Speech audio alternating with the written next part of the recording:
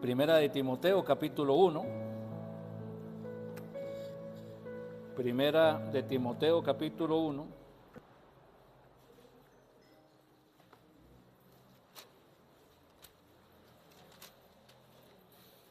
Hemos estado orando esta semana sabiendo que este mensaje es para alguien y tal vez ese alguien es usted, tal vez es usted el que lo necesita. Todos vamos a aprender, pero tal vez usted viene hoy con interrogantes, con preguntas y Dios quiere contestarle. O tal vez usted dice, bueno, no tiene que ver conmigo, pero en su corazón puede estar orando, porque alguien tiene que recibir el mensaje, la semilla tiene que ser sembrada y que pueda producir el fruto que necesita producir en ese corazón. Vamos a ver entonces Primera de Timoteo, vamos a entrarle a lo que sería del verso 8 al 11, y viendo que el verso clave del texto es el 8, vamos a leer esos versículos. Dice, pero sabemos que la ley es buena si uno la usa legítimamente. Conociendo esto, que la ley no fue dada para el justo, sino para los transgresores y desobedientes, para los impíos y pecadores, para los irreverentes y profanos, para los parricidas y matricidas, para los homicidas, para los fornicarios, para los sodomitas, para los secuestradores, para los mentirosos, para los perjuros y para cuantos se opongan a la sana doctrina, según el glorioso evangelio del Dios bendito que a mí me ha sido entregado. Y empieza diciendo que la ley es buena. Ahora, ¿a qué se refiere con ley? ¿A cuál ley? La ley de Dios, la ley divina. Los 10 mandamientos expresados en 613 mandamientos a lo largo de las Escrituras. Porque dice, por ejemplo, para los fornicarios, pero por ahí que haya algún vivillo que diga, es que lo que yo estoy haciendo no es tan fornicario como aquello, el Señor explica varias veces tipos de fornicación y dice, esto no, esto no, esto no y esto tampoco. Y sin embargo, todo esto que el Señor lo dice a través de las Escrituras, cada persona lo tiene sembrado en su corazón. No se necesita una Biblia para saber que esto es malo y que esto es bueno. Ya lo sabemos. La ley es buena, la ley es buena. Pero dice que, pero sabemos que la ley es buena si uno la usa legítimamente. El problema es que hay personas que no la van a usar legítimamente, sino que van a tratar de aprovecharse de la ley para beneficio personal. ¿Okay? La ley es buena, pero el uso incorrecto de la ley daña a los nuevos creyentes, daña a los creyentes perezosos que no les gusta estudiar la palabra del Señor, entonces constantemente son engañados, daña a los evangelistas que salen con un evangelio que no confronta con el pecado, sino que más bien parece que están sobornando a las personas para que reciban a Cristo. Mire, si usted recibe a Cristo, su esposo se va a convertir. Si usted recibe a Cristo, su hijo va a dejar las drogas. Si usted recibe a Cristo, su mamá se va a sanar. Eso no es el evangelio. Eso es querer sobornar a Dios. Señor, si mi mamá sana, entonces yo te recibo y me entrego. Se recibe a Cristo porque hay un corazón arrepentido.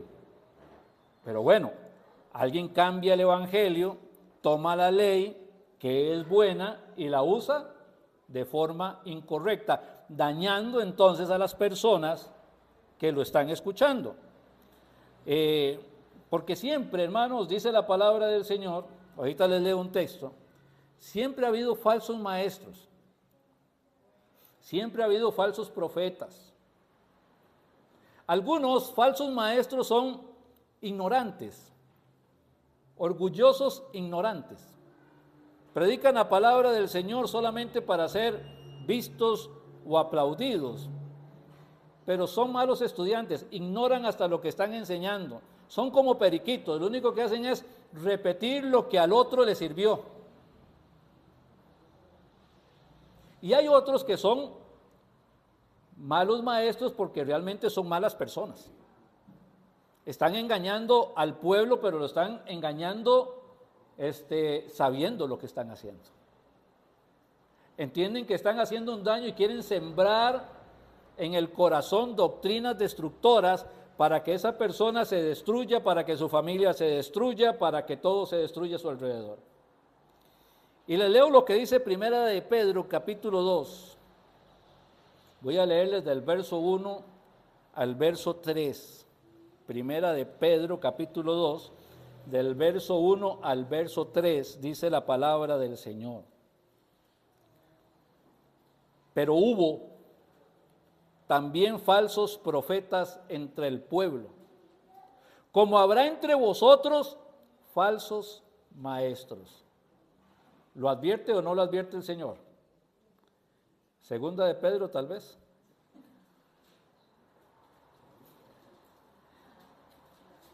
Ok, segunda de Pedro, entonces, capítulo 2, verso 1 al 3. Pero hubo también falsos profetas entre el pueblo, como habrá entre vosotros falsos maestros. El Señor lo está advirtiendo. Van a haber falsos maestros. Y usted tiene que aprender a identificar el que es falso del que es verdadero. Nadie lo va a poder hacer por usted. Esto va a ser su responsabilidad. Dice que introducirán encubiertamente, nadie se da cuenta, herejías destructoras. ¿Qué es una herejía destructora? El propósito de la iglesia es predicar a Cristo. Amén. Que la gente venga a los pies de Cristo. Amén. O que la gente se haga millonaria.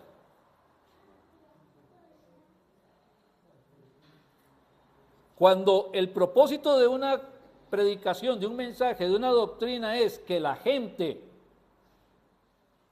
llegue a tener dinero, es una herejía destructora.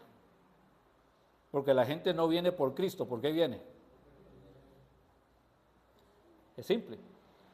Poniendo un caso muy simple, lo que todos conocemos muy fácilmente, herejías destructoras, dice, y aún negarán al Señor que los rescató.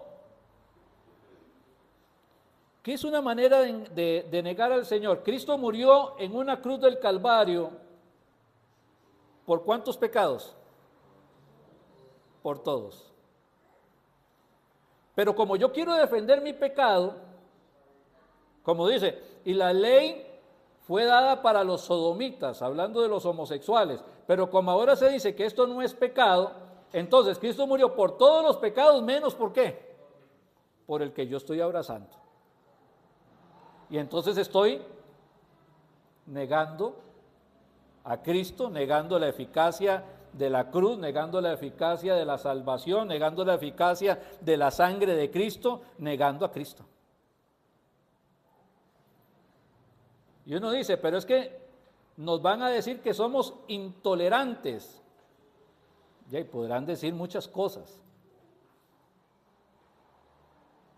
Ese es el problema de ser cristiano.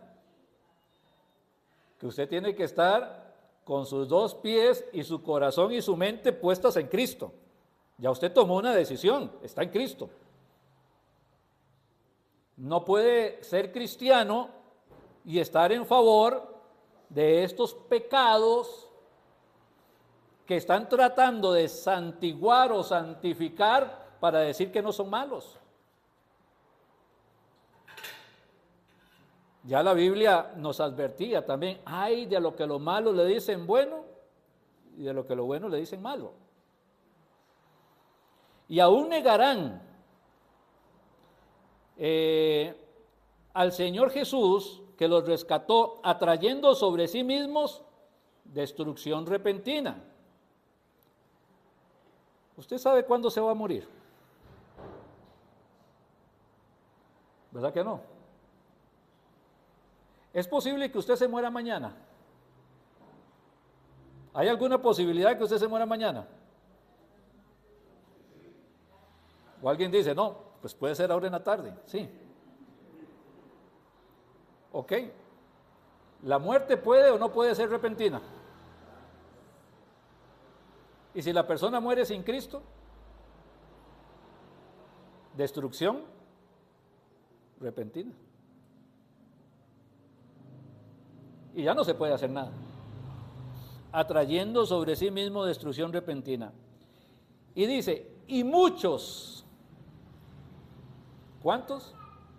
Muchos. Vea la diferencia en lo que dice el texto de que muchos seguirán las disoluciones de estos falsos maestros, y el Señor Jesús cuando dijo, no temáis manada pequeña. No es que una congregación grande sea pecado, jamás vamos a decir eso. ¿Ok? Pero una congregación grande no es sinónimo de santidad, tampoco lo es una congregación pequeña. Pero en este caso dice que muchos seguirán sus disoluciones. Es montones de personas, pueblos enteros de gentes que caminan detrás de falsos profetas, de falsos maestros hacia el infierno.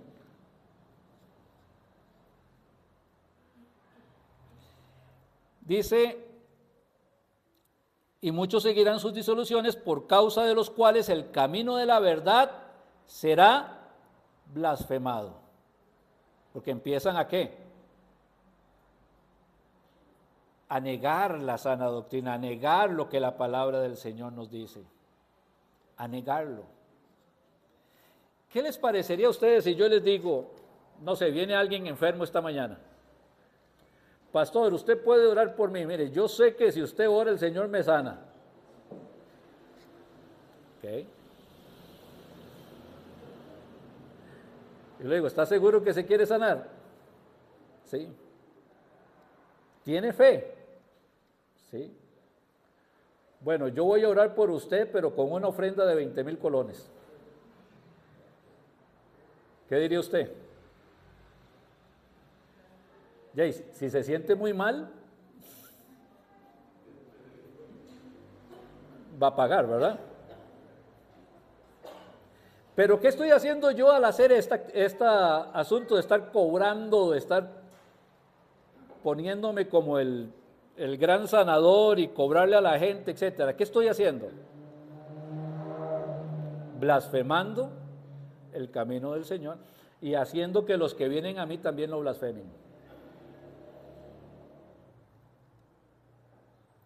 ¿Pasa o no pasa esto en nuestros días?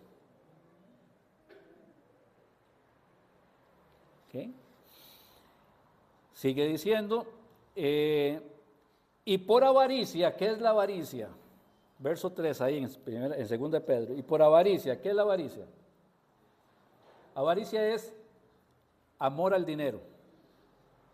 Si tiene un lapicero, póngale ahí a la par, amor al dinero. Y por avaricia harán mercadería de vosotros. ¿A qué le suena? Negocio. ¿Los vemos como personas o los vemos como maquinita para sacar dinero?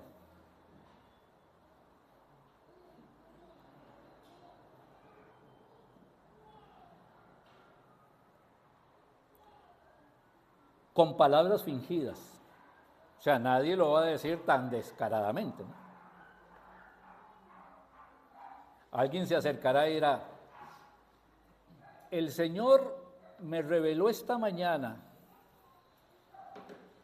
porque yo estoy con el Señor todas las mañanas, conversamos, tenemos una cercanía, el Señor y yo somos amigos, y el Señor me reveló esta mañana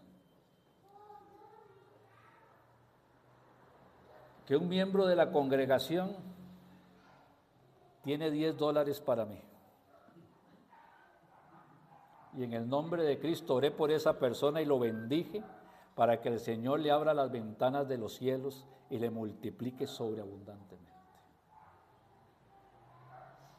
Pero el Señor no quiere que lo que se hace con la derecha se dé cuenta a la izquierda, así que tiene que hacerlo en el secreto para que no se llene de vanidad. ¿Con cuánta plata cree que va a salir ese hombre ese día?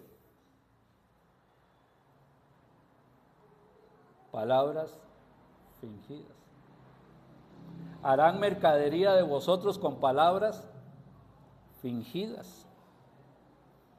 Sobre los tales ya de largo tiempo la condenación no se tarda y su perdición no se duerme. Entonces, sabemos que la ley es buena si uno la usa legítimamente. Si uno no la usa legítimamente, causa un terrible y profundo daño a las personas que la van a escuchar. El problema es que ese daño muchas veces no se puede remediar. Ese es el problema, que muchas veces el daño no se puede remediar. Hay gente que se siente feliz participando en estos grupos donde la gente son engañada. Y aunque usted les predique el evangelio, les predica la verdad, les dice lo que dice la palabra del Señor, ellos insisten en participar en un lugar aunque ya saben que los están engañando, porque el problema no es ni siquiera que no lo sepan. Ya lo saben y quieren permanecer ahí. Como, no sé, a veces, usémoslo de ejemplo, el esposo engaña a la esposa se da cuenta, pero finge no saberlo, para que el hogar pueda seguir viéndose tan bonito como se ve. ¿Es inocente la esposa al fingir no saberlo? No. Pero es una decisión que tomó. Bueno, hay muchas personas que saben que les están engañando, pero que prefieren seguir en el engaño. Y lo que nos queda a nosotros es pues, predicarles el evangelio. A veces es un problema de que enseñen este libertinaje y estos dineros y estas cosas, y a veces más bien es lo contrario, es un extremo completo y absoluto de regirle a las personas la vida segundo a segundo. Y le dicen a la gente, no tomes, no manejes, no esto, no aquí, no allá, no. Usted sabe que hubo un tiempo cuando los que tomaban la decisión y daban la bendición para que los hijos se casaran eran los padres. Y los papás decían, bueno, sí, y hablaban con los consuegros y vemos que los muchachos se gustan, se atraen y son buenos, ya van a ser una buena familia y todos se ponían de acuerdo y la bendición que importaba era la de los padres. Pero en Occidente un día llega la Iglesia Católica y dice que esta responsabilidad no debe ser de los padres, sino debe ser de los sacerdotes. Y el sacerdote es el que bendice si se casan o no se casan, etc.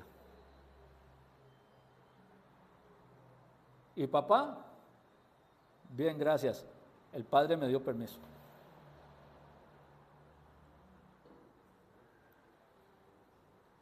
Y la iglesia, que se tiene que meter en cuestiones de salvación, de moral, etcétera, ayudar a crecer espiritualmente a la gente que cree en Cristo, se mete a regir la vida de las personas. Y uno dice, bueno, entonces dejo el catolicismo y me hago evangélico. En algunos lugares peor.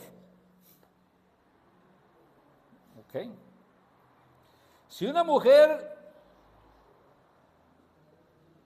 usa joyas, aunque sea de fantasía, o es una rebelde o no es salva. Si una mujer se pinta, aunque sea apenas levemente, o es una rebelde o no es salva. Y si una mujer se viste así o asá, O es una rebelde o no es salva. Normalmente siempre lo más estricto va contra las mujeres. En las iglesias evangélicas, normalmente son las mujeres, ¿verdad? Sacan los versículos de contexto, ¿verdad? Y las atacan como si el Señor no le dijera lo mismo a los hombres.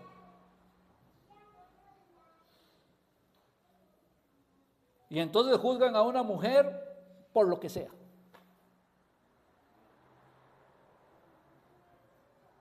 Pues eso también está mal.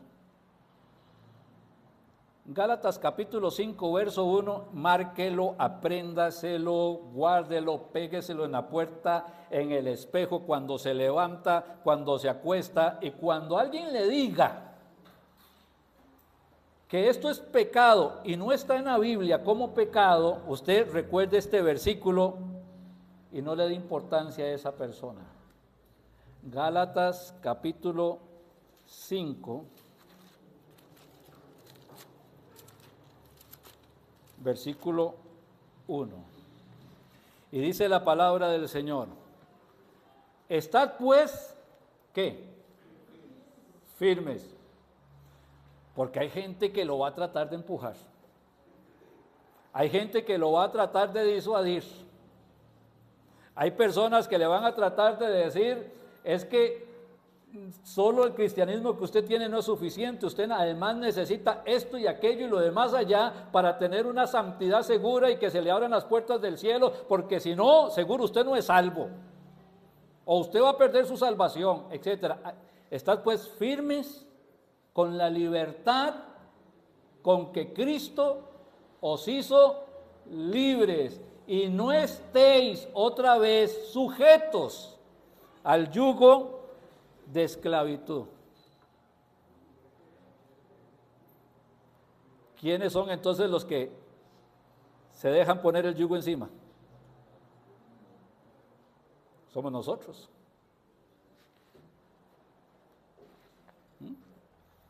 Somos nosotros. Bueno, entonces sabemos ya, la ley es buena si se usa legítimamente. ¿Y por qué es buena? O sea, ¿cuál es el propósito de la ley? ¿Cuál es el propósito de la ley? Bueno, es buena porque nace del corazón de Dios y Dios es bueno. Nada que salga de Dios es malo, es bueno, es perfecto, es absoluto, no cambia con el tiempo, es atemporal, o sea, no lo rige el tiempo, Dios no se rige por modas. La palabra del Señor, donde podemos encontrar la ley de Dios, es buena y es atemporal. Lo mismo que el Señor pensó hace 5,000 años, lo sigue pensando hoy día. Y si alguien me viene con otro cuento, pues simplemente tengo que rechazarle. ¿Okay? La ley es buena, pero la ley tiene un propósito. ¿Cuál es el propósito de la ley? ¿Cuál es el propósito de la ley? Imagínense un cuarto oscuro. Oscuro, oscuro, oscuro, oscuro. Huele húmedo. No se ve nada. Por ahí usted escucha alguna cosa extraña. ¿Qué será eso? Por allí usted escucha que algo pasó rápido y algo se cayó donde chocó. Por ahí usted escucha como que algo pasó volando. Y alguien le dice, y entra, y usted dice, yo ahí no entro. Es que eso está sucio, hay que limpiarlo. Yo ahí no entro. Pero alguien le da una lámpara de estas, ilumina la noche, y donde usted la pone, revela todo lo que hay ahí.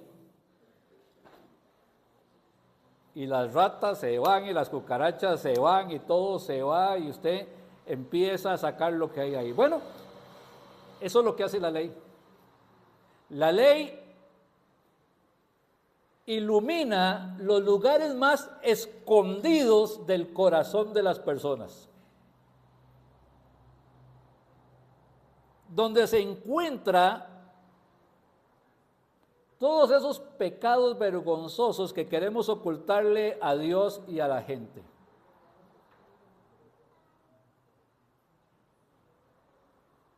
Con el propósito de que la gente no solamente sepa que es pecadora, sino que se sienta pecadora. Porque yo puedo decir, sí, yo sé que soy pecador, pero me siento pecador. Entonces la ley confronta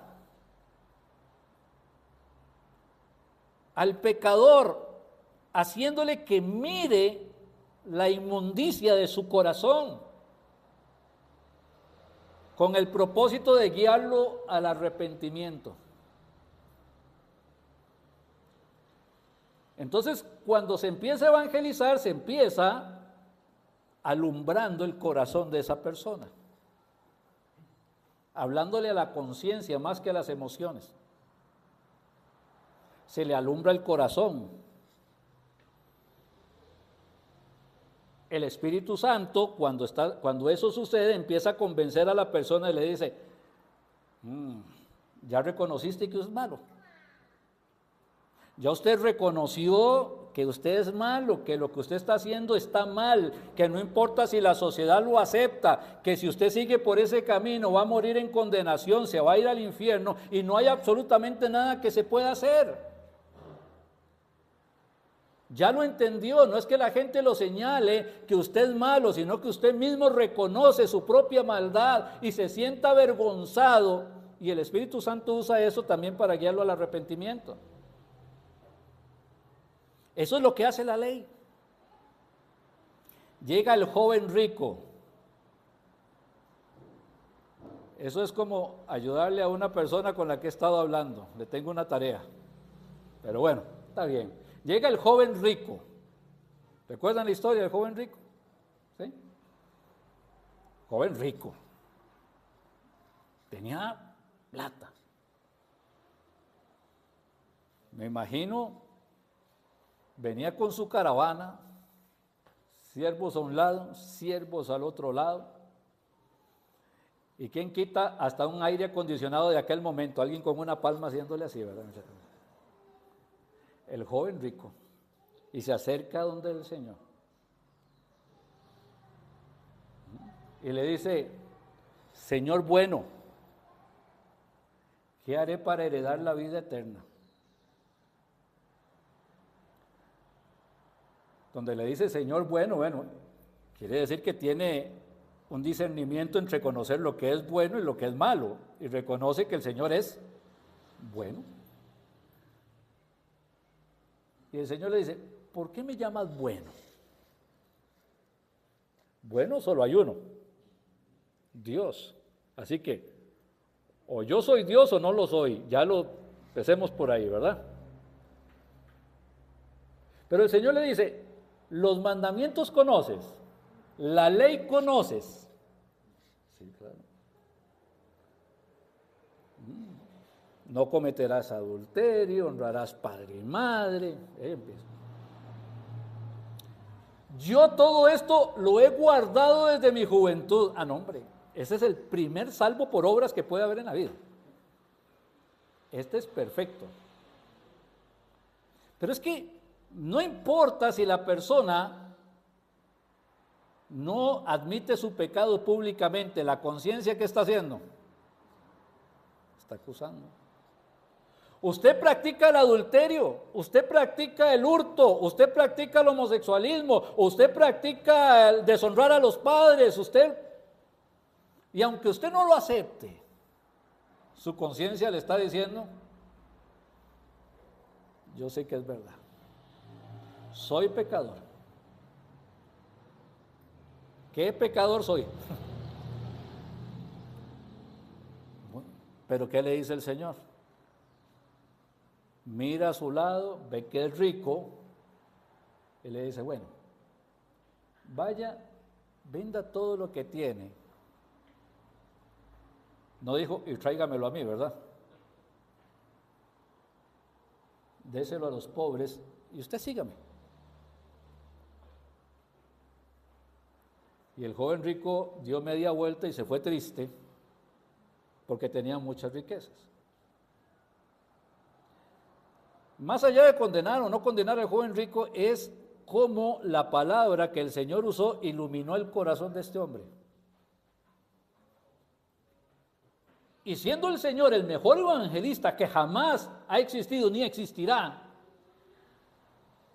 resulta que este no se convierte.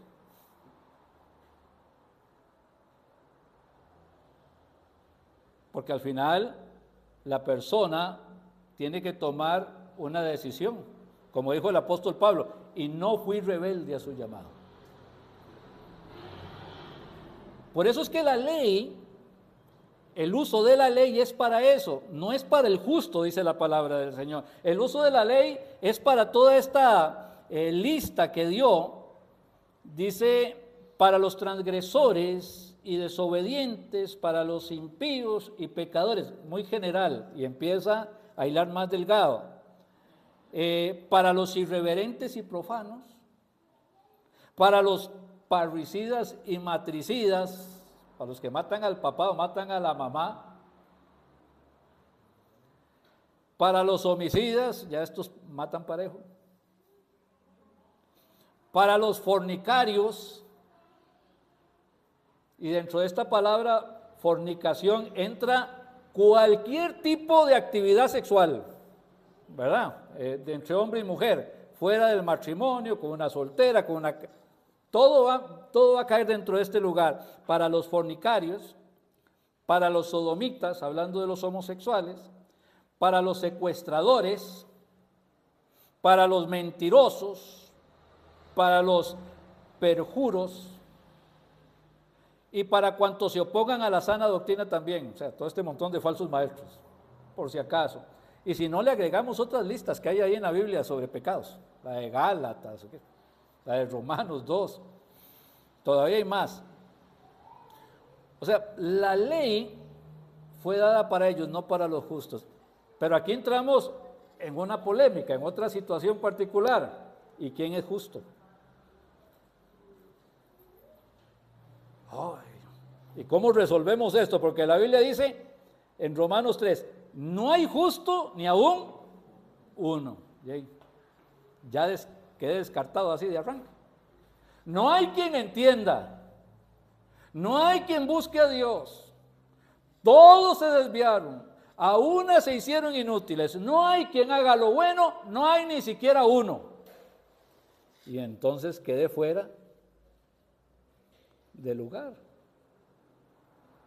Y más adelante en el mismo capítulo 3 dice, y por cuanto todos pecaron y están destituidos de la gloria de Dios. O sea que el día que yo me muera, si no tengo a Cristo en mi corazón, si no soy justo, pues estoy destituido de la gloria de Dios. Si no voy a la gloria de Dios, entonces ¿a dónde voy? Al lugar donde el gusano de ellos no muere y el fuego nunca se apaga, a una condenación eterna. Bueno, eso es un problema, porque el hombre es irreverente. Mire, cuando Dios crea al hombre, cuando Dios hace la creación, antes de que hiciera todo, ya Dios sabía que el hombre iba a pecar. Y está la famosa pregunta, ¿y por qué lo hizo? Si sabe que va a pecar, ¿para qué lo hizo?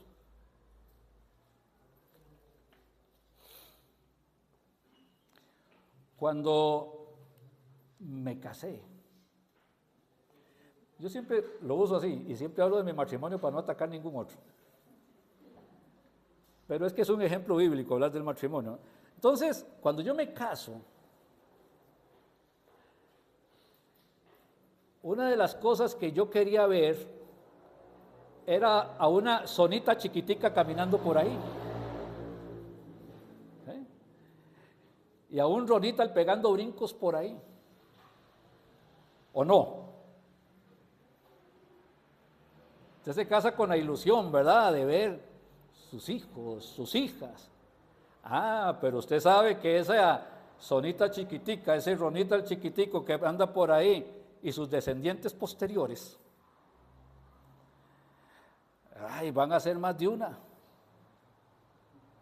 Van a pecar, se van a equivocar, nos van a dar dolores de cabeza.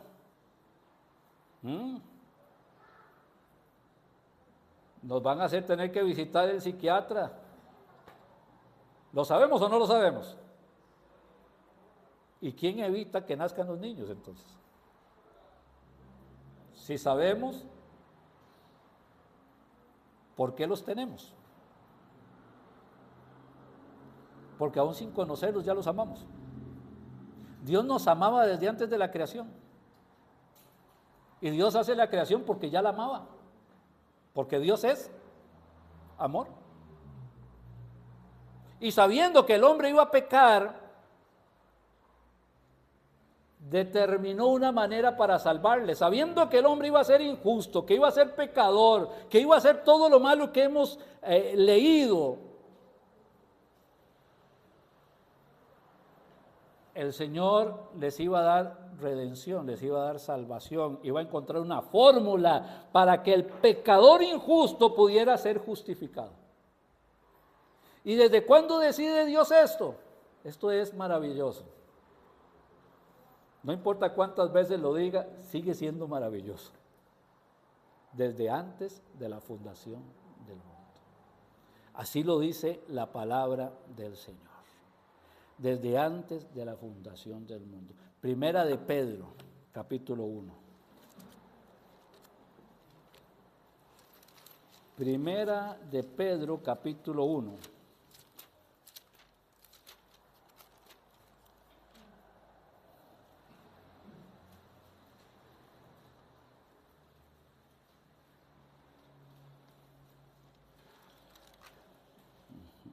En el verso 17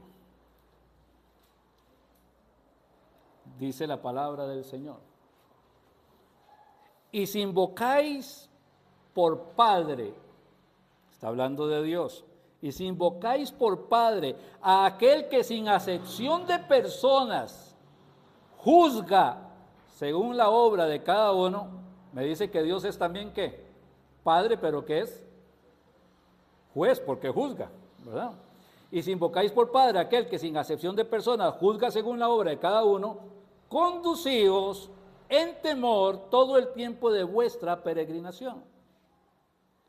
Ahorita estamos en el tiempo de la peregrinación. Puede ser que mañana se me acabe mi peregrinación y ya llegue a la gloria, pero ahorita es mi peregrinación. Dice, sabiendo que fuisteis rescatados. Estaba en el mar turbulento, los tiburones le daban vueltas, era la cena de los tiburones ese día y alguien pasó, le echó el salvavidas, lo sacó y lo salvó. ¿Entendemos el concepto de ser rescatados? Por nuestros pecados vamos hacia el infierno, hacia la condenación eterna y no hay remedio. Pero el Señor nos rescata. Sabiendo que fuisteis rescatados de vuestra vano es algo vacío, de vuestra vana manera de vivir, la cual recibisteis de vuestros padres. Fuimos rescatados de nuestra vana manera de vivir. Así aprendimos a nuestros padres, porque ellos también son pecadores. No con cosas corruptibles de oro o plata, o sea, no nos rescataron dando oro o plata, sino con la sangre preciosa de Cristo. Como dice un himno, veo en visión la sangre de Cristo. Cierro mis ojos, imagino cómo corría la sangre de su rostro, de su espalda, de sus manos, de sus pies. Descendía, bañaba su cuerpo, caía sobre el madero, tocaba la tierra. La sangre que me da la paz, la sangre que me justifica, como dice un canto, la sangre que me redime, la sangre preciosa, preciosa sangre de Jesús. Dice, sino con la sangre preciosa de Cristo, como de un cordero que toma mi lugar, sin mancha y sin contaminación. Y el verso 20, ya destinado desde antes de la fundación del mundo, pero manifestado en los postreros tiempos por amor de vosotros. Antes de que Dios dijese sea la luz, dice un predicador, dijo sea la cruz. Y ahí está. Todos pecadores, sí. Pero el Señor envía a su Hijo Jesús a morir en la cruz del Calvario para darnos salvación y nos justifica. Justificados pues por la fe, tenemos paz para con Dios por medio de nuestro Señor Jesucristo. Por eso dice que la ley no fue dada para los justos, ya estamos justificados. Ya no tenemos de qué nos acusen, porque mi castigo, mi culpa, mi juicio, mi condenación lo recibió Cristo en la cruz del Calvario. A todos los que le recibieron, su juicio, su condenación, ya se llevó a cabo en la cruz del Calvario.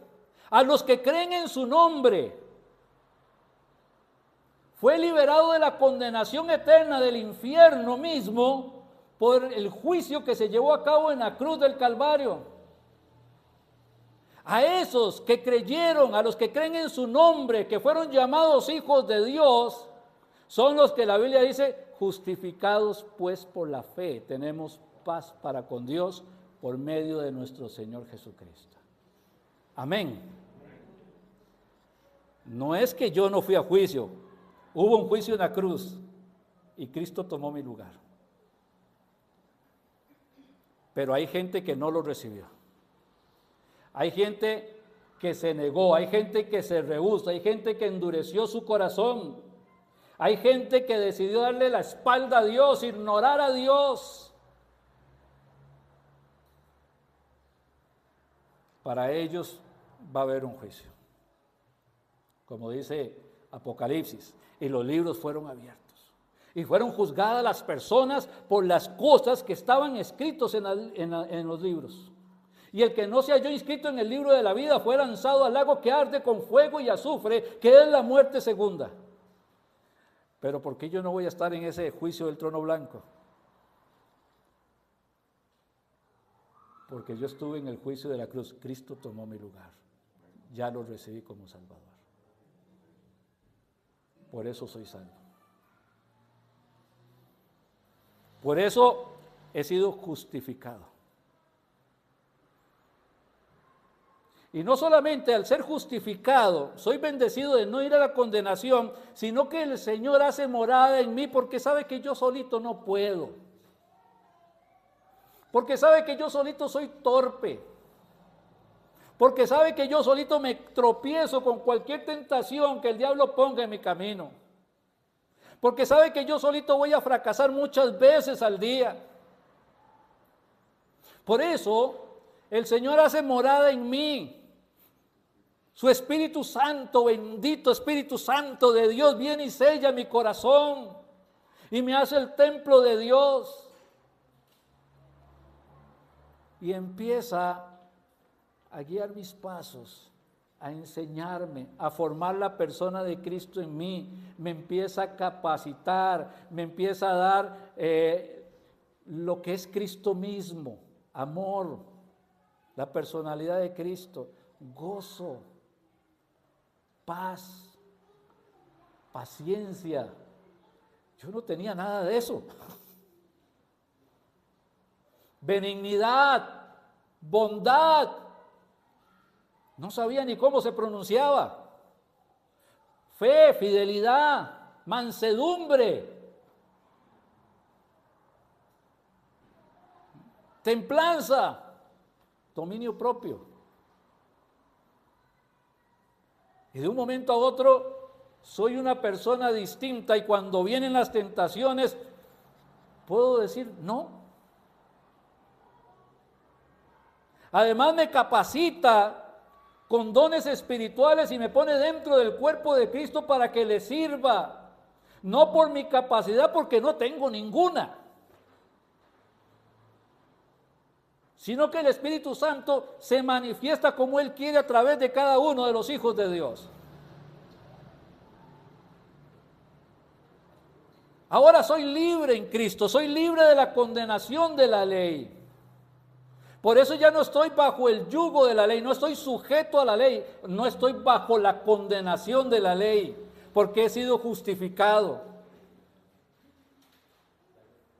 Porque la ley es buena, si uno la usa legítimamente, entendiendo esto, que no fue dada para los justos, sino para los pecadores. Y ahora soy justificado en Cristo Jesús. Y no he entendido nunca lo que Dios ha hecho en mi vida, pero cómo me gusta. No hay esfuerzo humano en lo que el Señor hace en la vida de un creyente, pero qué maravilloso es. Qué maravilloso es sentir su consuelo cuando estamos quebrantados en lo más profundo de la tristeza, que sentimos que nos está tragando el dolor y el Señor viene y nos toma de las manos y nos abraza y nos fortalece, nos anima, nos reconforta, nos hace sonreír y nos permite seguir adelante. Y no entiendo nada, pero es la experiencia vivencial de los creyentes. Qué maravilloso que es nuestro Señor. Así que quienes lo reciben son justificados. No sé para quién es el mensaje de esta mañana. Sé que nos enseña a todos y que nos edifica a todos. Tal vez el mensaje es para alguien que nos está viendo en su hogar. Tal vez el mensaje es para alguien que está sentado acá. Tal vez el mensaje era para alguien que el Señor puso en su corazón que viniera hoy, pero se resistió y no lo hizo. Pero ¿cómo le he pedido a Dios que este mensaje quede sembrado en el corazón de esa persona y que llegue a producir el fruto que necesita?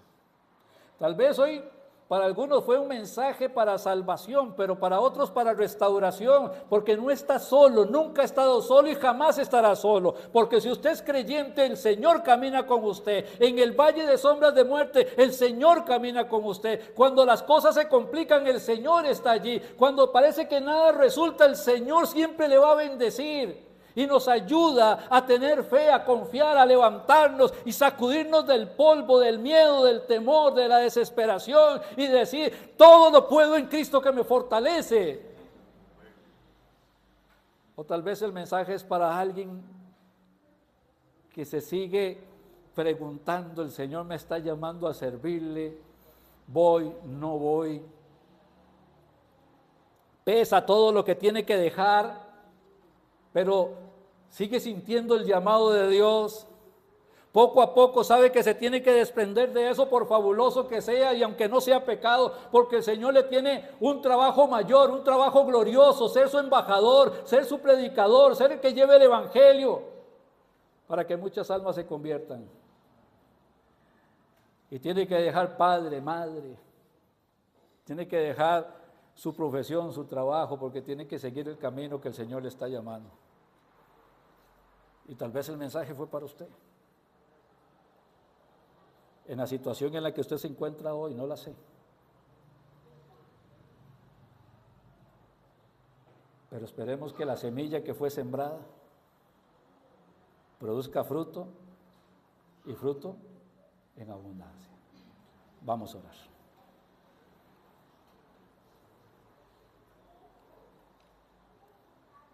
Amado y buen Padre,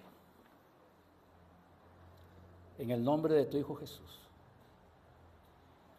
te doy gracias por los hermanos que están presentes hoy en tu casa y por aquellos que nos están mirando desde sus hogares.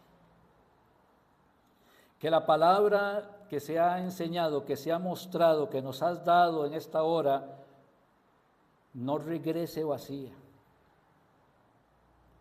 Que si hay una persona que no te conoce, que hoy pueda ser un día de salvación. Si hay una persona que tiene miedo, que se escondió en una cueva, pero que tiene que atreverse a salir y a caminar con fe, con fortaleza, con ánimo, confiando que tú le acompañes, que hoy sea el día que se decida hacerlo. Si hay alguien que se está debatiendo entre dejar las cosas para seguirte a ti, que tome la buena decisión ahora, pero que, Señor, tu palabra pueda producir fruto al 100%.